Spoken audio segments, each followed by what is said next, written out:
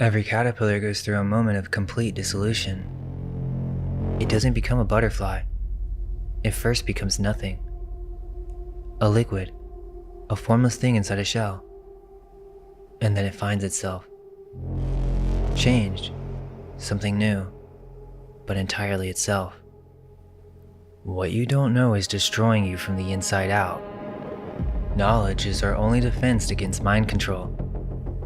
It's time to wake up.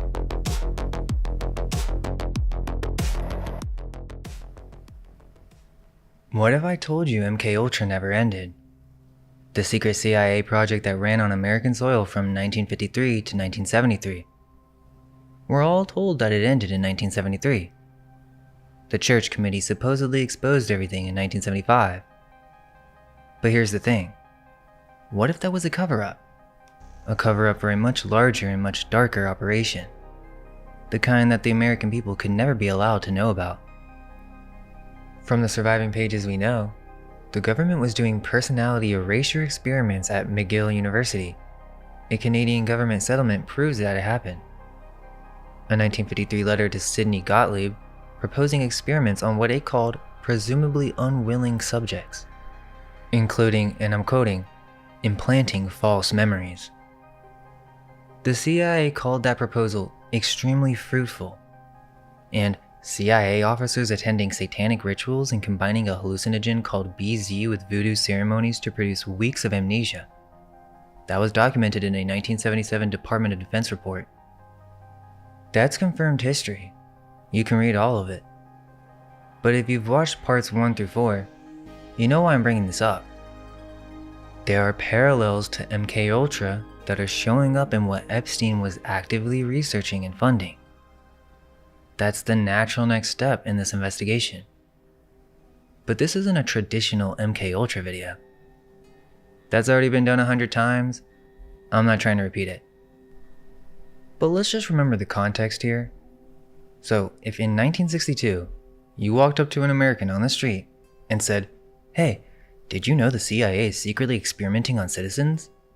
Yeah, they're dosing people with LSD without their knowledge, and they're running personality erasure programs in university hospitals." What do you think that person would have said? They obviously would have called you insane. They would have said there's no way the government's doing that, and that's a conspiracy theory. Well, now we know that they were wrong. It was happening. They just didn't know. So my question isn't that complicated. If a program like that was running in secret then, what makes you think you would know if something like that was running right now? Because here's the thing. That part came after 1973. If it continued, it would have been a specific focus, not general psychological experiments. Something more targeted, perhaps even on a larger scale. Trauma-based conditioning, starting early enough in childhood that the brain itself forms around it, for the purpose of creating people who carry programming that they don't know they carry. For insurance, for blackmail, for intelligence, for control. But the real question is, what is the blue butterfly? By the end of this video, you'll see it. I'm talking about a secret project that was wiped from the internet. And I'm going to show you that it never ended. This is Project Monarch. The name Project Monarch is not in any government document. The name itself may have been invented, a label invented to describe something real that operated under different internal names. But that's what makes this interesting. Because if the name is fake, then why is the topic censored? Let me show you. First, search MKUltra. Right? You'll get Wikipedia, you'll get articles, it'll explain everything. Confirmed, documented. Alright, now search Project Monarch. Notice the difference. You don't get a Wikipedia article talking about a program, you get a specific woman's name. And the first line of the page doesn't describe the history of it. It describes her as a conspiracy theorist who makes claims about a supposed government program. Then there's an academic quote already loaded on the page from a political scientist who specializes in conspiracy theories as a cultural genre. So positioning to destroy her credibility before you even read a single word of what she's written. This is actually different for other conspiracies. Search any other conspiracy, you get debunking articles, science explainers, cultural analysis. Sure, it might be hard to find the videos, but the normal treatment for something outside the mainstream. Project Monarch doesn't get that treatment.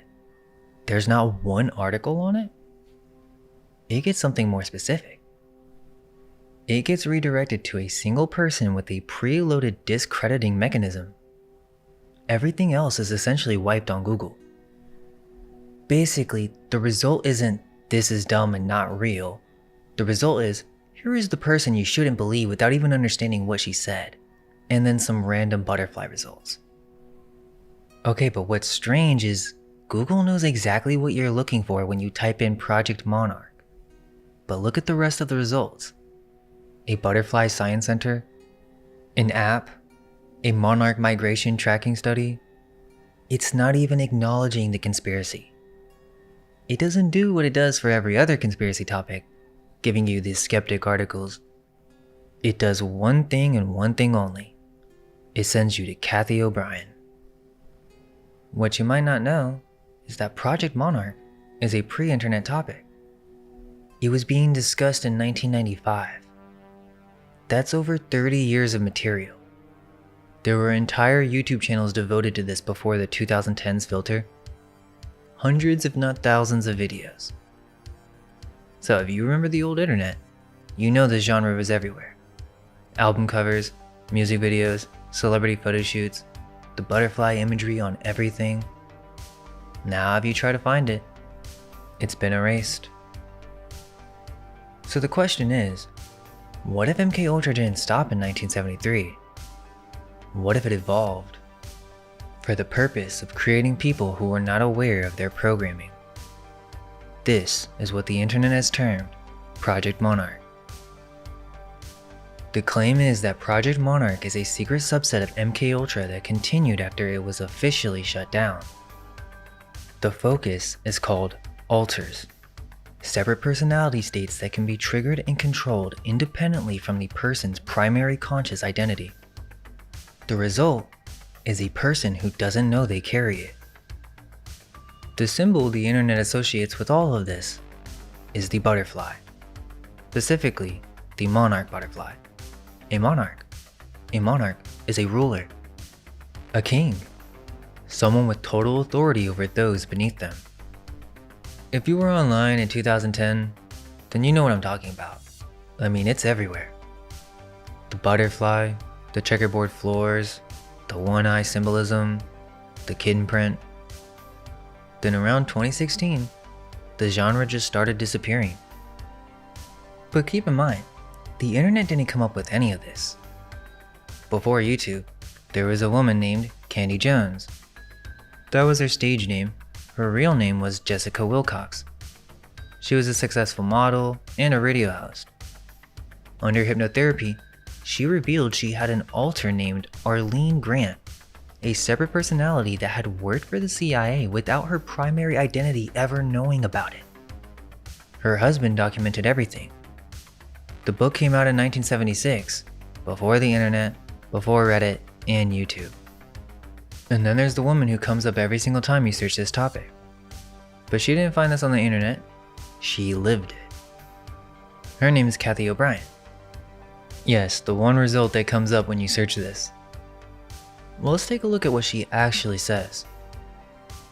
In 1995, she published a book called Transformation of America, written with her partner, Mark Phillips. What's interesting about this is, it's not like she posted this on some blog. She literally submitted it as a formal congressional disclosure.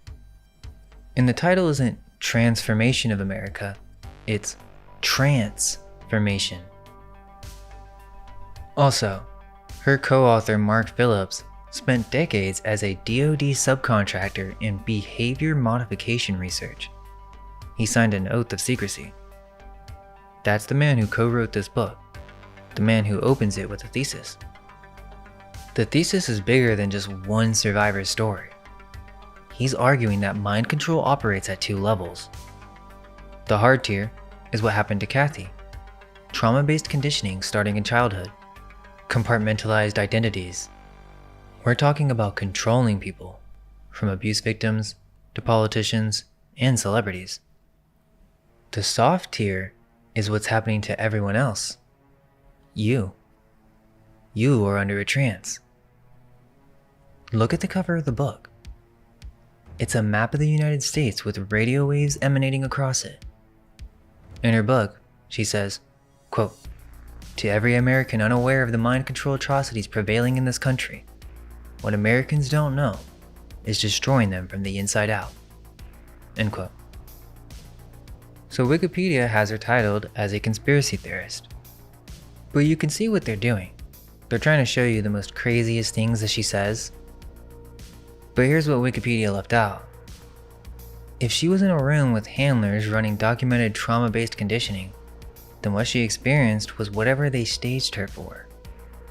Performances designed to create memories so bizarre that no one would even believe them. The most effective suppression is when the witness tells the truth, and the truth sounds insane. What she described was not abstract. She named specific programs, specific handlers, specific locations, specific politicians, childhood trauma conditioning starting before age 5, compartmentalized personality states that could be triggered and controlled, a network that ran through military intelligence, through entertainment, and through political circles. But here's what specifically matters for this video. She described the conditioning architecture, and it has a template, a specific framework that programmers use to structure the alter system in child subjects. Are you ready to go down the rabbit hole? The blueprint is Alice, Lewis Carroll's Alice in Wonderland from 1865. She said this was not a metaphor. This is the literal programming framework used across facilities, across decades, producing people whose primary identity has no access to what was built underneath it. Kathy O'Brien went public in 1995. She and Mark Phillips submitted it directly to Congress as former disclosure, and Wikipedia calls her a conspiracy theorist? Doesn't even mention that. Okay, but this is the part that matters for the timeline. When she went public in 1995, there was already an organization whose entire function, whether you think that was intentional or not, was to ensure that testimony like hers could never be taken seriously in court. The False Memory Syndrome Foundation was founded in 1992. Phillips names it in the book. He called it a well-funded organization with very questionable agendas. The academic confirmation that 2 CIA MKUltra researchers sat on its founding board didn't come out until years later. They named it before anyone had documented why. 2 of the researchers on its founding board had something specific in common. Both had previously worked on CIA MKUltra sub-projects, and one of them, remember that 1953 letter I mentioned at the start of the video? The one proposing experiments on presumably unwilling subjects? The one the CIA called extremely fruitful? That was him, the same man. He was also separately appointed Jack Ruby's court psychiatrist in 1964. He declared Ruby mentally incompetent. The foundation provided expert witnesses in court, academics who testified that trauma survivors' memories are inherently unreliable, without ever having to engage the content of what those survivors were saying.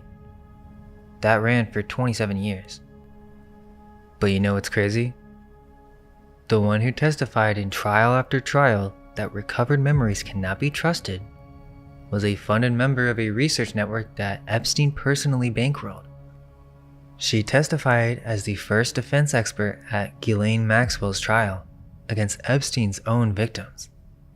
The foundation dissolved on December 31st, 2019, the same year Epstein died, supposedly. This is the denial machine. But for now, what can we actually verify? In 1995, at a formal government advisory hearing called the ACHRE, the Advisory Committee on Human Radiation Experiments, 3 women testified under oath about CIA childhood mind control experiments conducted at Tulane University. A law professor named Alan Shefflin went on record afterward and said, quote, "Some of the information provided is absolutely true and could not have been derived from any published source." End quote.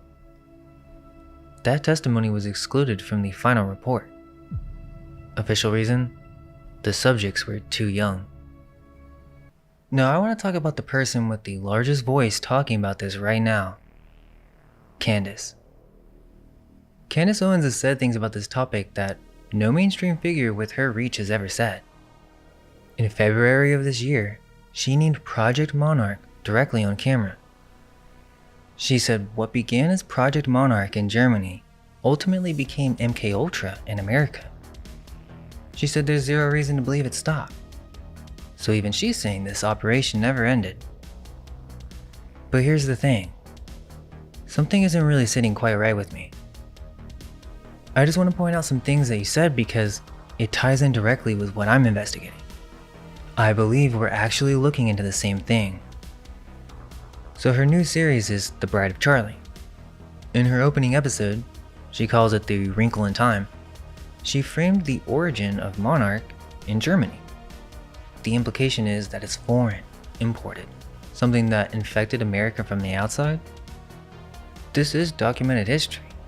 Operation Paperclip brought Nazi researchers into American intelligence programs deliberately. MKUltra was built here, funded by American money, run by American officers. But it almost feels like the video makes this point of origin at Germany because, well, think about it, it moves the responsibility to the other side of the ocean. Okay, not that weird, but I noticed that. And then she made an episode a while ago called Project Looking Glass. Now immediately that title caught my eye without even watching it because if you know this community, that title suggests Alice in Wonderland programming. The looking glass is the transition mechanism between primary identity and the alter, which is exactly what O'Brien was talking about. I suspect that someone on her team knew this and used this video as a means to cover the subject up. I'm not saying that's true. I don't know, but I'm saying that's what it seems like. Because look, she opens it with something real. She's going through the claim that Charlie Kirk was surrounded by handlers his entire life, people who shaped everything about him from the beginning. That is real and a valid thread, but then, out of nowhere, the episode pivots to a CIA program based on technology stolen from ancient Sumerians that let operators view future timelines. So CIA time travel. What's going on here? I thought she was going to talk about Project Monarch.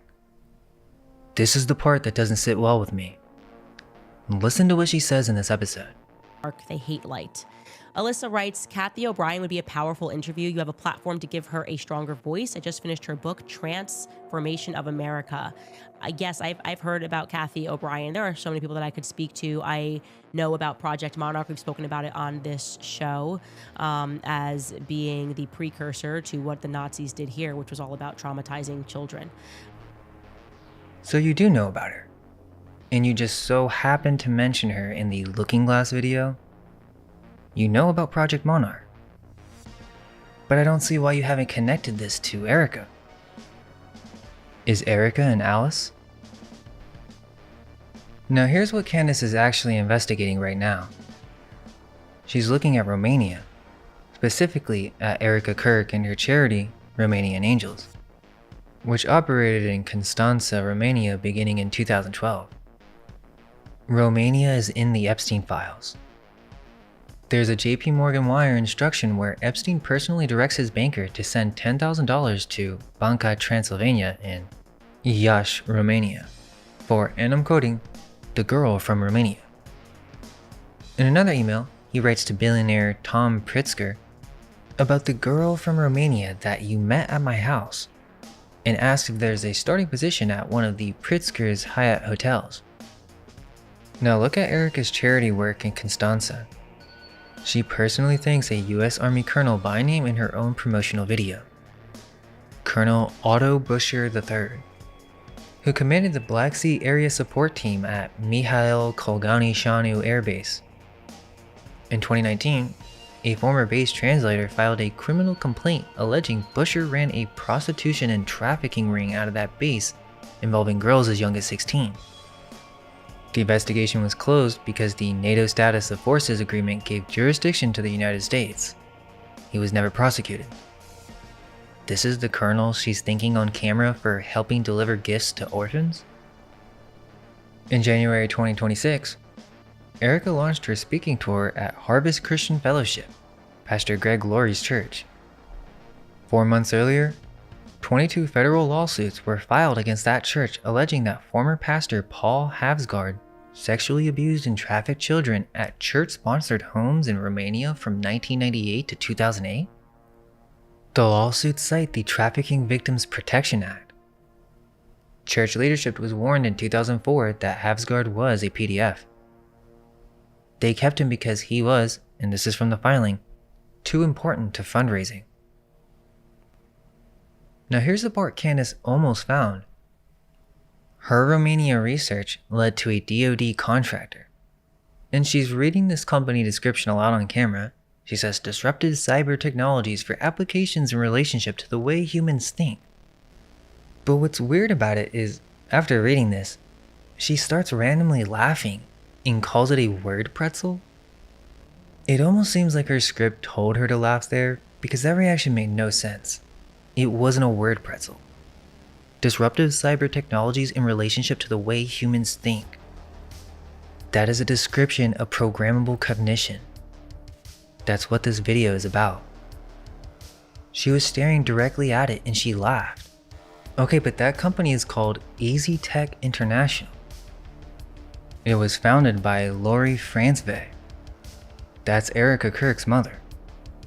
So listen to this and tell me if you think it's weird. Relative to sustainability of critical infrastructure protection. Blah, blah, blah, blah, blah, blah, blah, blah, supercalifragilistic, big word, sustainability, big word, sustainability, vocabulary word, ta-da, technology, tech, it's so high-tech, you have to have a highly technical BS mind to think that that makes any sense. Like I said, these people are not smarter than you that rule over than us, they're just more corrupt, but that's absurd, nothing, it's just a word pretzel. We're in a pretzel, she's saying a lot of words, and she keeps throwing in sustainability in the middle. It's like sustainability, sustainable functional way to monitor the sustainable functional technologies and working with the Department of Defense to do the supercalifragilistic things. Okay, Lori, okay. Love to interview her or Erica to deeply understand it. I just want to get real cerebral with them, you know? Explain it to me like I'm 2. Well, it does make sense. Let me explain it to you. So by episode 3, she reveals that Lori is Erica's mother. Lori runs DoD-connected companies. The family's chasing government defense contracts. Fort Huachuca is an intelligence base. There's a web of shell companies. Then, by episode 6, she reads the literal description of mind control technology, disruptive cyber technologies for applications in relationship to the way humans think, from the company's bio, and she's doing this on camera, and she just laughs it all off. You had all the pieces. The DoD contracts, the intel base, now the company description that literally describes programmable cognition, and you're just gonna laugh? Either she doesn't understand what she's reading, or she was told to move past it. There's no third option that makes sense here. Erica's public narrative is that she was raised by a single mom. Her mother founded a DoD defense contractor. Her mother runs the E3 Tech Group, which builds EMP-hardened technology for the Department of Defense, tested at Fort Huachuca, a military intelligence base. Her father was a program research director at the same company. Her grandfather, Carl Kenneth Francevay, was a U.S. Army captain with a Silver Star and a Bronze Star, who served as vice president of manufacturing at the American Bank Note Company, the firm that printed currency for over 100 countries.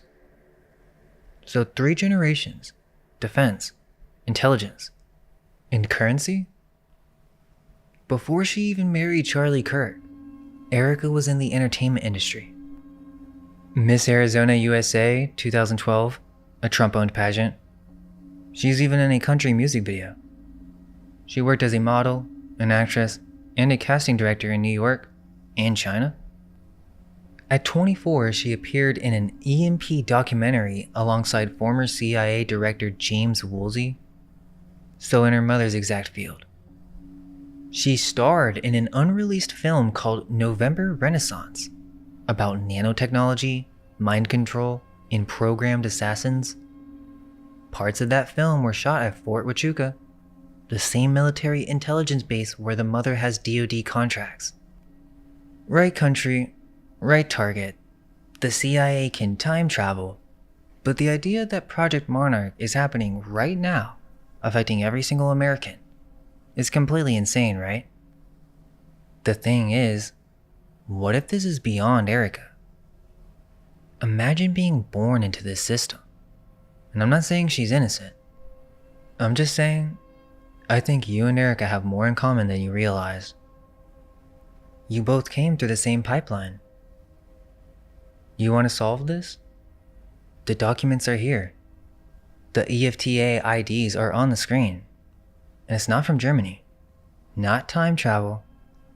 If you're free to follow where they actually go, follow them.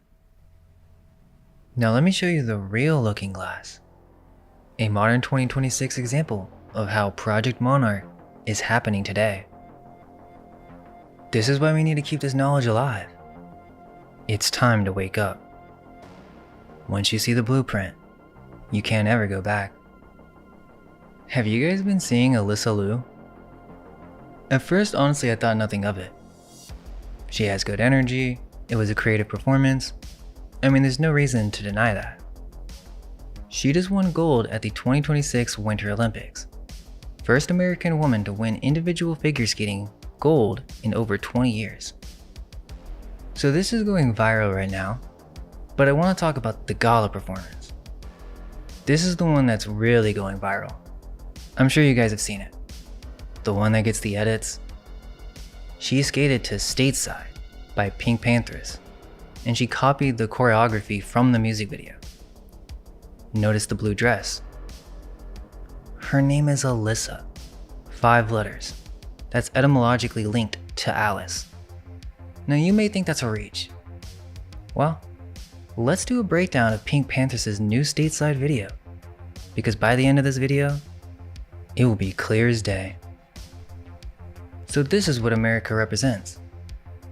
This is literally happening right now. This is what we're promoting at the Olympics? If you don't believe it, go watch the Stateside video if you haven't. Pink Panthers is presented as a sexualized robotic doll, posed behind glass in a shop window, on display, lifeless until the music starts. Guys, this is clearly MK Ultra. You know what to look for now that I showed you in part 4. If you're in denial, go watch part 4 first. The thing is they've gotten way better at hiding it, but still, they're just too on the nose. This is Alice programming. You see the checkerboard floor? 2 secret pillars? They know you know. They're just being more creative with it, taking you behind the veil, behind the stage. Instead of black and white for the checkerboard, they did red and white, and the black and white instead gets added to the cross. Notice the keys in the background. It's the same symbolism, they're just using proxy swapping. Regardless, this is clearly sexualized. What's the issue? The issue is the sexualized doll imagery mixed with MK Ultra imagery, and it's being promoted to young women through Alyssa. They are singing a song, and subconsciously, they are programmed, but the surface level personality is not aware of it. In the room, there are several phallic symbols, and notice the blue star. Now you may think that's a reach if I told you that's hinting towards the blue butterfly. But wait. This entire music video is disorienting, fast-paced flashes, and subliminal sexual imagery that you can only see frame by frame, like with this blonde on the pole. Go watch the video, that's only up for a few frames. Is it right? I don't know, yet you're taking my control. Listen to the lyrics. They're telling you, literally, girls being trafficked around the world, mind-controlled sex slaves with alters, hidden personalities, aka Project Monarch. That's what this video is encoded with. This blonde woman, Zara, represents Pink Pantheress' alter trigger ego. When activated, she becomes Alice. Notice all the postcards. The postcards? Those are the real story. She's being pushed around the world. This is the American dream? The lyrics aren't even that coded. She opens freezing outside. Her coat, her identity, her cover is inside. She left it behind. She's exposed. She's going stateside, flying to America for a guy. But it's stateside. She's entering a new state of mind. And they connect the two on purpose. You can be my American. Who's the American? She's British, being transported. The American is the handler. She wants him to be her identity anchor. I tracked your plane ride for when you're in tonight. She's monitoring his flight schedule? That's subject tracking before the handler's arrival. Never been abroad before, now I'm knocking through your door. Naivety, first time crossing. No one treats me this way. That's the recruitment line, the grooming. Are all boys out here the same? Yeah, because it's not about individual men. It's a system. And she's flying intercontinental. Not just to America, across the continents. They had the audacity to make Alyssa dance this in front of millions of people. Don't believe it? Then explain to me why this video is filled with butterflies. You can't run from it. This is Project Monarch. At the 1 minute mark, the entire music video gets flooded with butterflies. Right around the time, the blonde girl comes in. Alice, the trigger personality. Her alter for her sexual doll state. That's not metamorphosis. That's mind control symbolism. Don't you get it? This is so much bigger than just the files. This is the mass sexual programming of women. A girl named Alyssa, Alice in a blue dress, with striped hair, at the most watched sporting event on earth, performing a song built around sexual monarch control. And the entire world watched it and applauded. She's so amazing. That shows you how layered this is. This isn't new. It's been in your face for over 60 years. Alice programming. However, what you just saw with Pink Pantheress belongs to a specific category of programming. The Alice programming has a wide range of application, but for sex programming, the internet has a specific name for this type of programming. It's called kitten programming. The programming has a hierarchy, like a monarch, not just for the masses, but also for celebrities. Let's start with the first mind-controlled celebrity, Marilyn Monroe.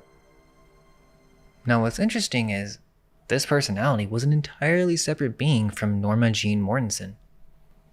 She referred to Marilyn in the third person. She said Marilyn would appear when she chose to let her out. It seems quite clear, even with the information available to the public, that she was exploited and subjected to mind control by powerful handlers. To what degree is for you to decide? In her youth, there were reports that she was SA'd as a teenager and forced to move out. This is around the age of 11. Now this isn't evidence, but I thought it was strange. There are some photos online of her as a child, with people describing it as a very Alice-like dress. It's not an Alice dress, but it's similar. Before she was famous, she worked at a burlesque house in Los Angeles. Anton LaVey, who would later found the Church of Satan, was the house musician. His own biography documents the relationship. Basically, the conspiracy community believes that Anton was a Hollywood programmer, and he did the same thing with Jane Mansfield, who was known as the working man's Marilyn Monroe. Interestingly, Both Monroe and Mansfield were a part of a Blue Book model agency. Blue Book. So she was recruited as a model. Take note of that because this story is the same story. And from there, they completely transformed her. Look at the before and after. Her whole aesthetic changed. And now she has the platinum blonde, right? The first dumb blonde. You don't think that was by design? The gentlemen prefer blondes, right? The full Monroe story is insane. By the mid-1950s, Monroe's world had narrowed to 4 people. Her acting coach, Lee Strasberg, 3 psychiatrists, Margaret Hohenberg, Marianne Criss, and Ralph Greenson. Her housekeeper even described her days as her doctor's appointments and her acting lessons were virtually all she had to look forward to. So contact with her biological family was blocked. Relatives who tried to reach her were turned away. The visits escalated in frequency, and she deteriorated. When she died in August 1962, her estate was distributed as follows: Lee Strasberg, 75%, Dr. Marianne Criss, 25%. Her will was contested by her longtime business manager on grounds of undue influence, but the challenge failed. The people who isolated her, controlled her, and ran her sessions legally owned her in death. But this is the crazy part. She actually left a document, and it's called The Surgeon Story. Apparently she wrote it herself, and it's in poem form. Some describe it as a nightmare, but her family researcher describes it as her account of a programming session with Strasberg and Hohenberg specifically. Read what she wrote. Best finest surgeon, Strasberg, to cut me open, which I don't mind since Dr. H has prepared me, given me anesthetic. She doesn't mind? She's been prepared. That's compliance language, not nightmare language. Everything in the room is white. In fact, I can't see anyone, just white objects. And there's absolutely nothing there. The only thing that came out was so finely cut sawdust, like out of a Raggedy Ann doll. The patient existing of complete emptiness. Sawdust where a soul should be? She writes about herself as a doll, complete emptiness.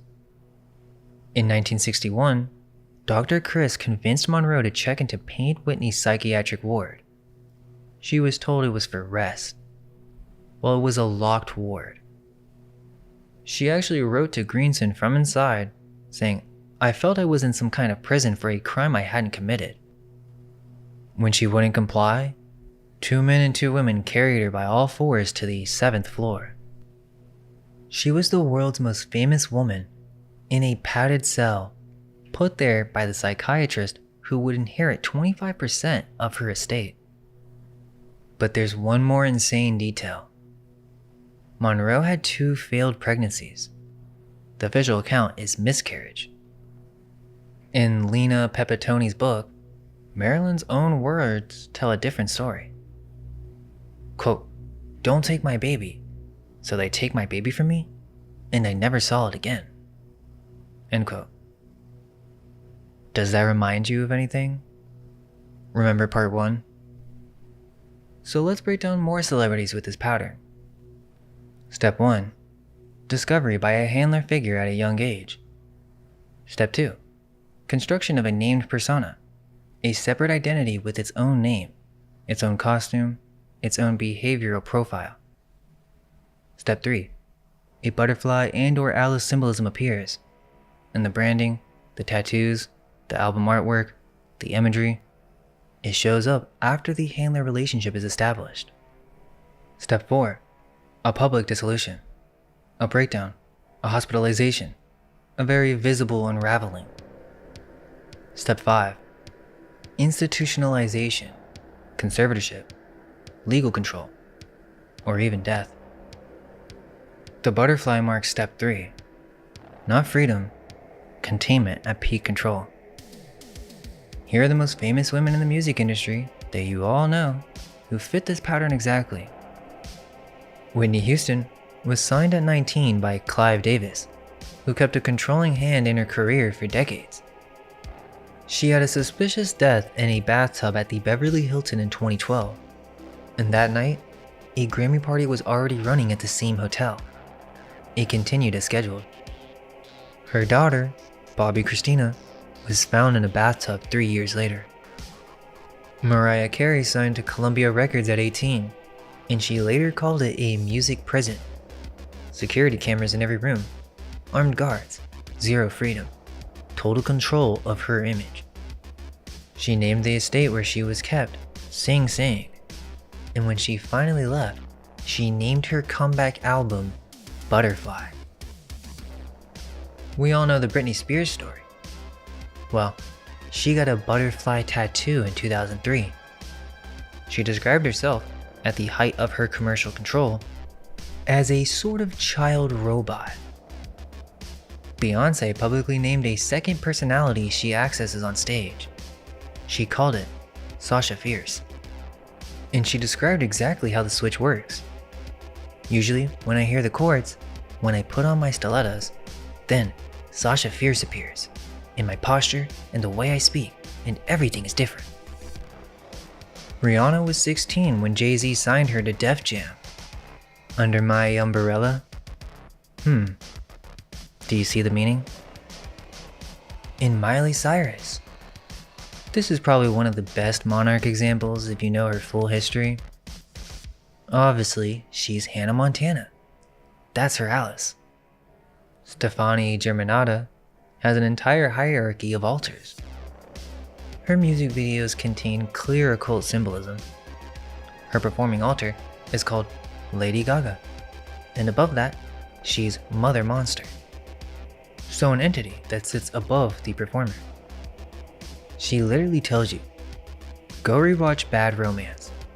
The music video shows an asset kidnapped, drugged, and sold to a buyer. Over 1 billion views. Kesha's case is the most legally documented handler-asset relationship in recorded music history.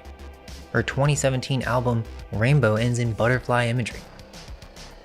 Nicki Minaj has a male alter she calls Roman Zelensky. In 2012, she also released a song called Marilyn Monroe, and the video shows her embodying Monroe. Taylor Swift built a decade-long persona as the innocent country pop girl next door. In 2017, she staged its murder.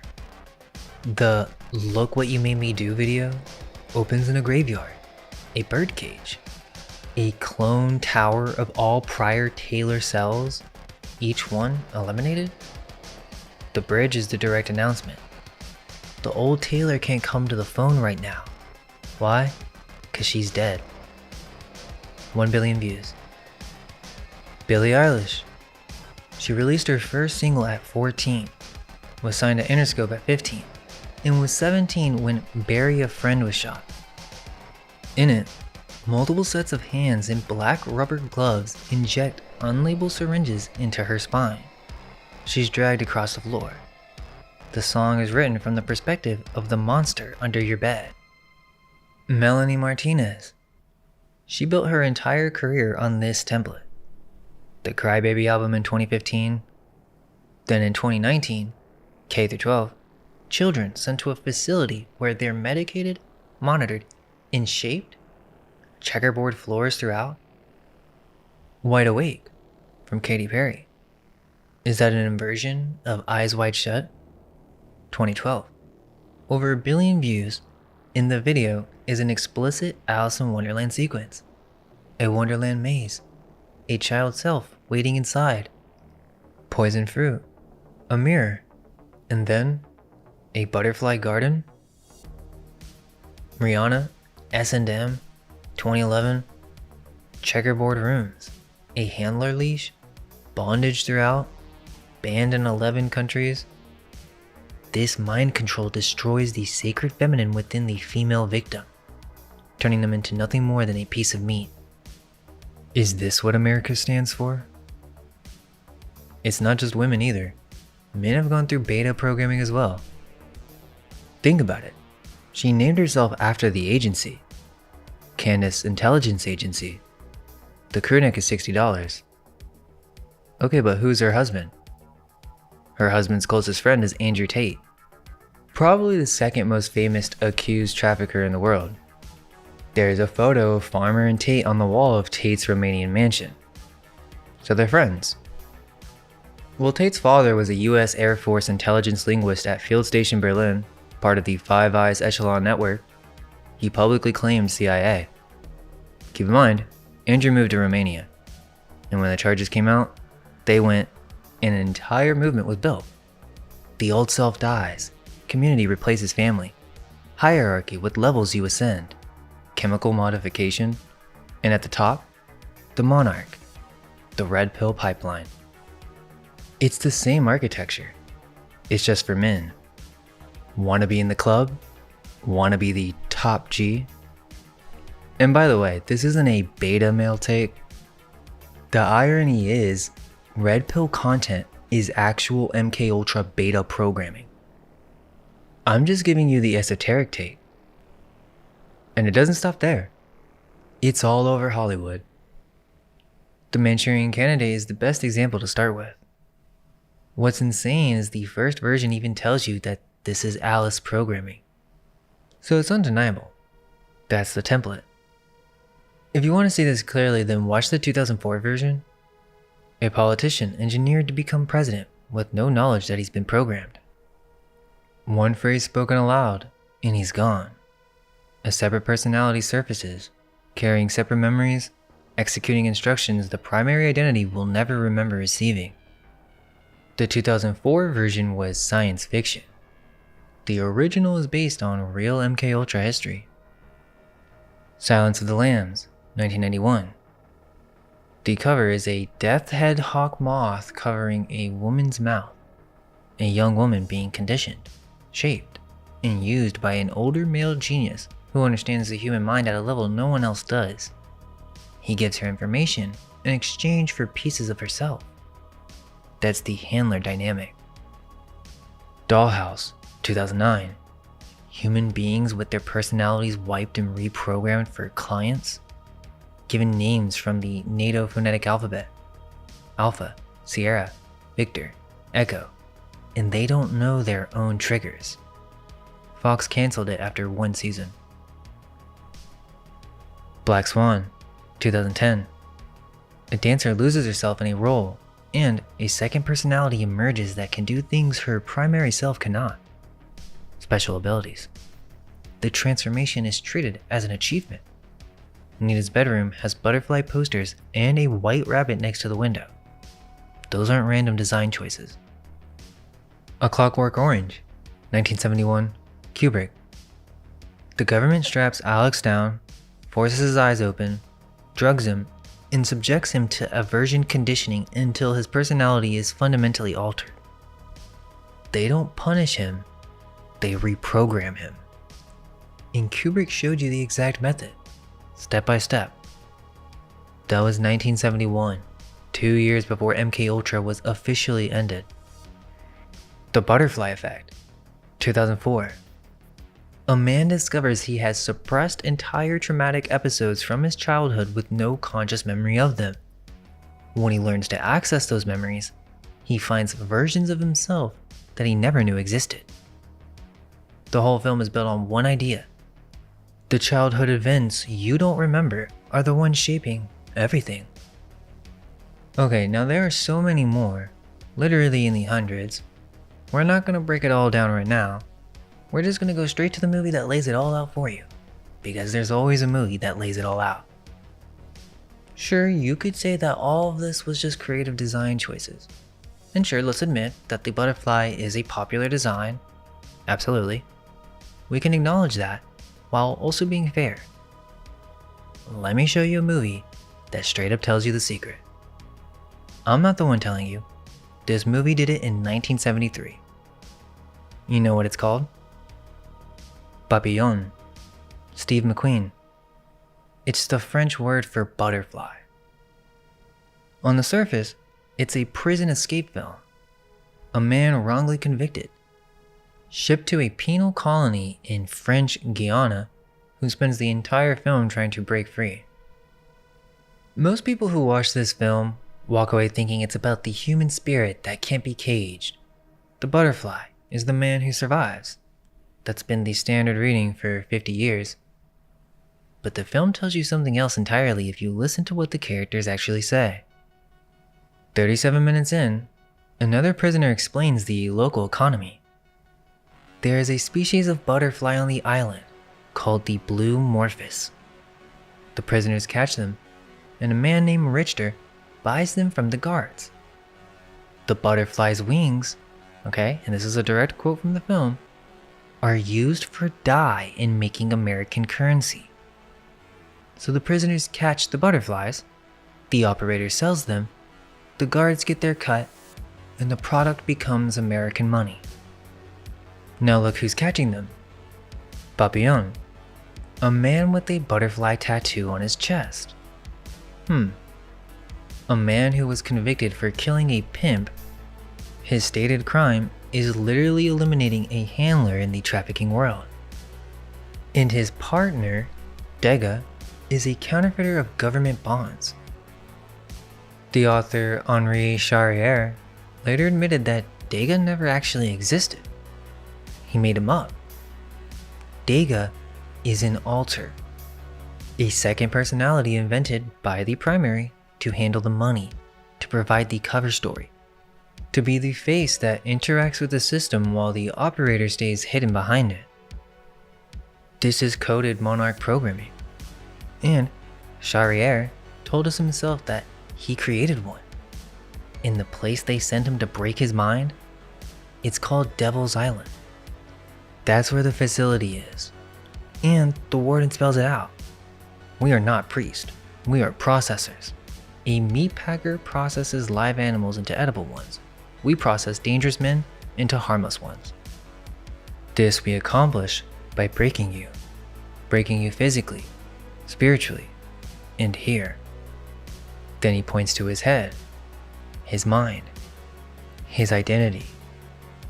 That's monarch programming, right there in a Hollywood film released in 1973. The same year, CIA Director Richard Helms ordered the destruction of all MKUltra files. So, a man with a butterfly on his chest catches blue butterflies that become American money. His financial partner is a fabrication. The facility that holds him openly describes itself as a processing operation designed to break the human mind. The blue butterflies are the product. The operator's the one with the mark? So is the movie called Butterfly because he was released into the world with a tattoo that identifies what system made him? This film came out 53 years ago. How do you explain that?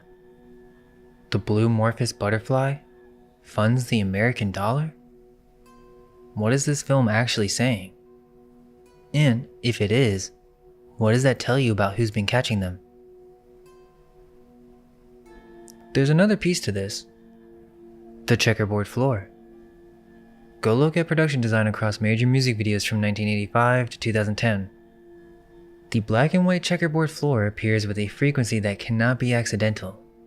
Madonna, Michael Jackson, Katy Perry, Britney Spears, countless more. The same visual across decades of elite entertainment production. This is obviously Masonic. It goes back to 1717. And the first codification of it in Masonic text is from 1727. It's the foundational floor of initiation. And it is the floor of the looking glass world in Lewis Carroll's Through the Looking Glass. Alice steps through the mirror and enters a world organized as a chessboard. She's a pawn. The Red Queen tells her she starts on the second square, and if she reaches the 8th, she becomes a queen. So she doesn't pick her path, she gets moved from square to square, meeting whoever occupies that space, following rules she didn't write. The whole book is a chess game, and Alice is a piece in it. It's the Masonic initiation floor, Carroll's chessboard. It's the same thing. The subject moves through a controlled grid and doesn't know who's playing. This is the Project Monarch template, and it goes back to 1865, when a mathematics professor at Oxford named Charles Ludwig Dodson writing under the pen name Lewis Carroll, published a book for children. Carroll was a member of the Society for Psychical Research, an organization that formally investigated occult phenomena, theosophical claims, and paranormal experience. He owned dozens of texts from the occult tradition. The checkerboard in the Alice books, the Masonic mosaic pavement, was not a coincidence of the Victorian tile fashion. Carroll was a member of an institution that knew exactly what that floor meant. Aleister Crowley, who by the 1910s was running one of the most significant initiatory magical schools of the 20th century, made both Alice in Wonderland and Through the Looking Glass required reading for his initiates as sacred text, as maps of the initiatory process. What's interesting is mainstream academic psychology already agrees with this. They just never asked who might use that map on purpose, because they're not going to connect that Kathy O'Brien, the woman who testified in 1995 about being inside the program, breaks this down a little bit differently, as someone who was taken through it. But her breakdown doesn't use Jungian language, it uses programmer language. The rabbit hole is the induction sequence, the technique used to initiate the dissociative state. Going through the looking glass is the transition between the primary identity and the alter. The caterpillar asking, "Who are you?" is the identity dissolution stage, where the subject's sense of self is systematically destabilized before a new identity is constructed. The Red Queen is the punishing authority. The Mad Hatter is the handler. The Cheshire Cat is the controller behind the handler, the one who gives instructions and then disappears. She said this was not a metaphor. This is the literal template used across facilities across decades. The academics mapped it from the outside, but she described it from the inside. And in the same tradition Carroll was reading, a woman named Alice Bailey was receiving transmissions from a figure she called the Tibetan that would eventually fill 30 volumes of esoteric doctrine. She founded her publishing house in 1922 and called it the Lucifer Publishing Company. She renamed it to Lucis Trust in 1925. Not only was she the first to use the term New Age, but Lucis Trust today now has consultative status at the United Nations. Its meditation room has been in the UN building since 1952. I just find it interesting that her name is Alice, and notice this on her wiki page. Her autobiography states that at the age of 15, on June 30th, 1895, Bailey was visited by a stranger, a tall man dressed in European clothes and wearing a turban, who told her she needed to develop self-control to prepare for the certain work he planned for her to do.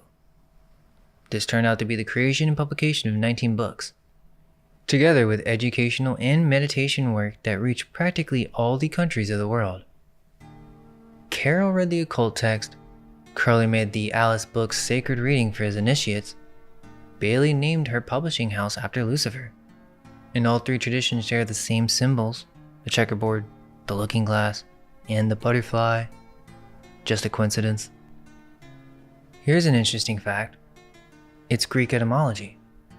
The word psyche, spelled out, has two meanings in ancient Greek. It means soul, and it means butterfly. But those aren't two different definitions.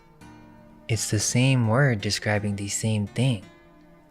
Homer used it to mean the ghost of a departed person, the soul leaving the body. In Greek mythology, the soul was depicted as the butterfly leaving the body at death.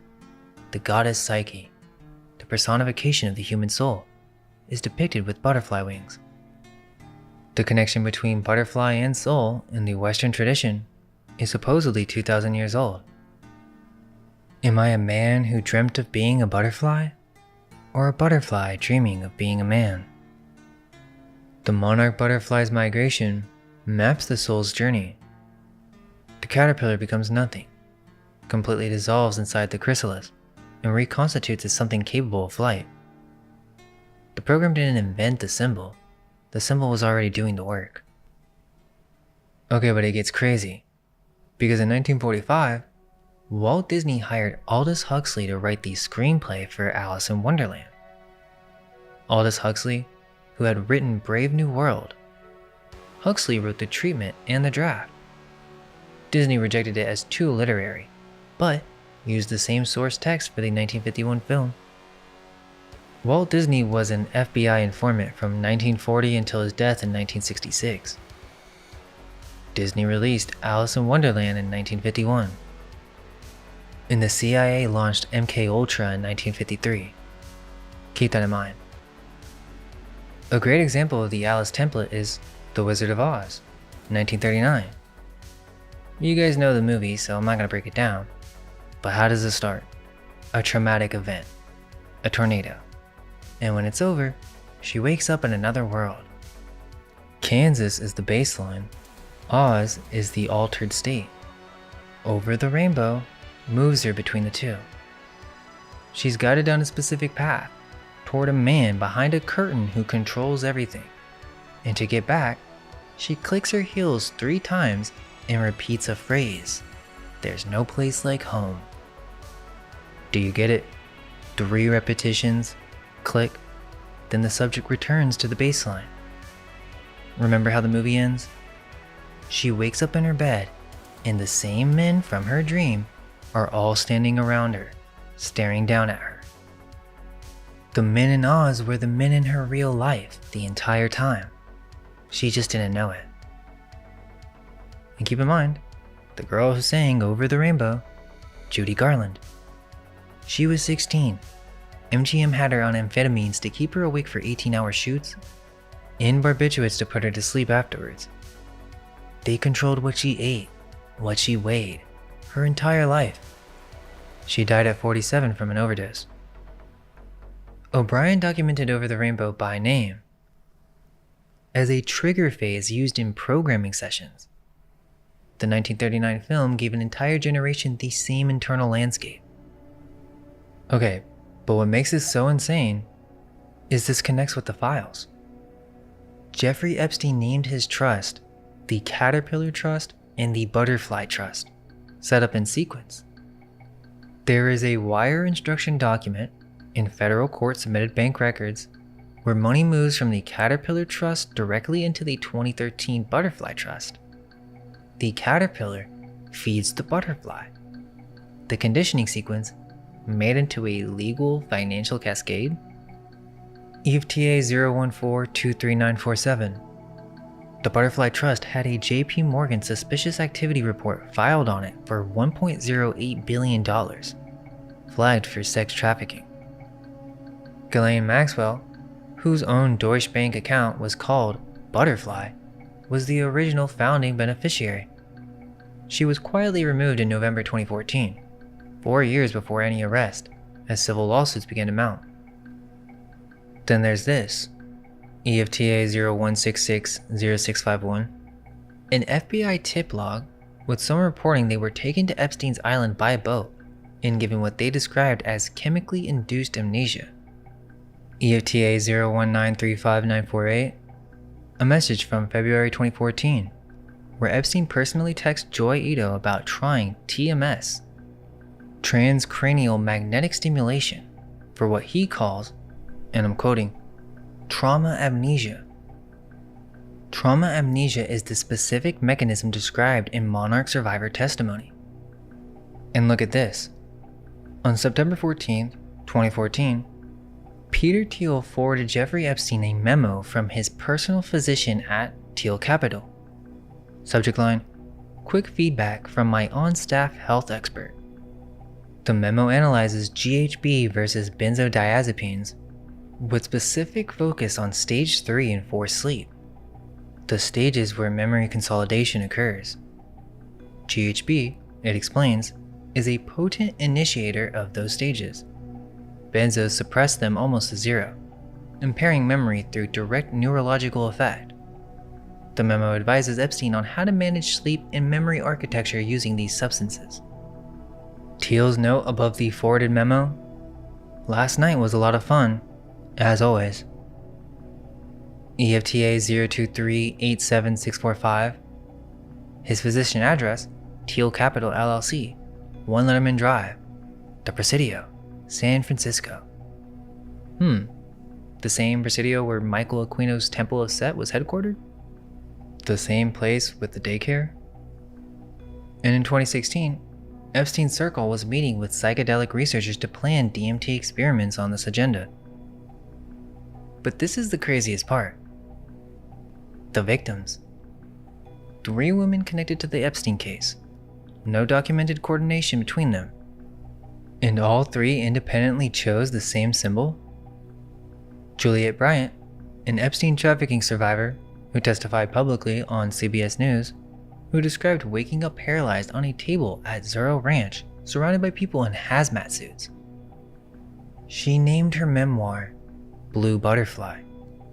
A writer named Sarah McCarthy turned her account into a full memoir. Trine Day, an established publisher, signed it in May 2025. The pre-orders were going live in September. The release date was April 13th, 2026. But on January 26th of this year, 77 days before publication, Trine Day canceled the book. The stated reason? Sustained physical and electronic harassment of the author. Bryant's own testimony is still on Amazon. The layer underneath was what got canceled. Virginia Giuffre sued Jeffrey Epstein and Ghislaine Maxwell. She named Prince Andrew in court, and she won. Before the case became fully public, she posted publicly that she was not suicidal. She died in 2025.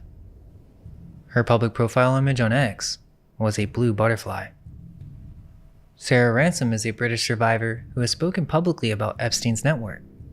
She has a blue butterfly tattooed on her arm. In the documented research on these programs, the final tier is called Omega, the self-destruct protocol, triggered when the subject tries to expose the system. 3 women, supposedly not connected, independently chose the same symbol. And that pattern doesn't just appear in Epstein's network. We saw it in Hollywood, the music industry, and the programs that came before him. That is a lead. I'm not telling you what it means. I'm telling you it's there. What if Jeffrey Epstein wasn't the origin of all this? What if he was a node? A visible and eventually expendable piece of something that had been running for decades before he appeared. Kathy described the same template in the 1960s happening on Mackinac Island, Michigan. Remote island, controlled access, powerful visitors, blackmail operation. The governor at the time was George Romney, Mitt Romney's father. The survivor literally called Mackinac Island the Epstein Island of its day. So obviously it would seem that Epstein did not design this architecture. Here's what the system is. 3 layers. The first layer is the product. Young women, and in some cases young men, conditioned through trauma early enough that the brain forms around it. Compartmentalized, programmable. They perform on command and don't remember. They can't testify because of the architecture of what happened to them was built to prevent that. The second layer is the client. Senators, CEOs, royals, foreign leaders, intelligence directors, people whose decisions affect entire countries. You bring them into contact with the product, you document everything, and now you own them. They can't expose the system because the system owns them. Epstein wasn't just catching powerful men by accident. He was selecting the men who would run this country in 10 years and making sure their secrets were already on file before they got there. This is how the entire system runs. The third layer is the culture. Mass public programming. The music videos, the album covers, the artists who go through very public breakdowns, fragment publicly, emerge with a new persona on the other side, and become bigger than they ever were before. The culture layer normalizes the symbol. The symbol attracts the audience. The audience contains the next generation of product. Then, the product serves the clients. The clients stay owned, the system stays running. Jeffrey Epstein's whole mainstream story is that he was a predator who got lucky with rich friends. Well, he was an intelligence asset running a leverage operation, and an FBI document in the public files confirm it. That one fact explains everything. The Maxwell connection, the island running for 20 years. The investigation found him, but couldn't put together what he was embedded in. So the idea is, MKUltra did not end in 1973. It evolved. It morphed. And honestly, I worry the system realized they didn't need to just have individuals in the club. It could just cast them and program them.